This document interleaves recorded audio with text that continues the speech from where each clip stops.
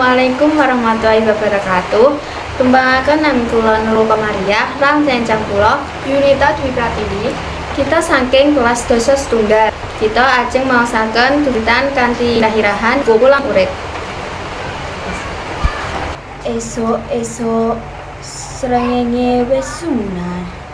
Nandangi wiwitane dina kang anyar. Aku mlaku menyang papan sinau, nggawa pangarep lan cita-cita luhur. Ing sekolah aku sinau sabar lan temen.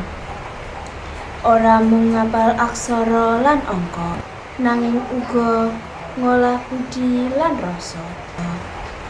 Supaya urip ora mung pinter nanging nyaksana.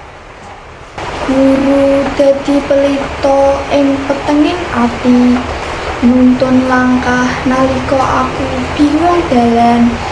Tembung-tembunge dadi piwulang suci kang tak simpen njero ati nganti tembe. Senadyan dalan sinau kebantan, aku ora bakal kendhat lan nyerah. Amarga ilmu iku cahaya urip kang nuntun aku tumuju masa ngarep kang padhang.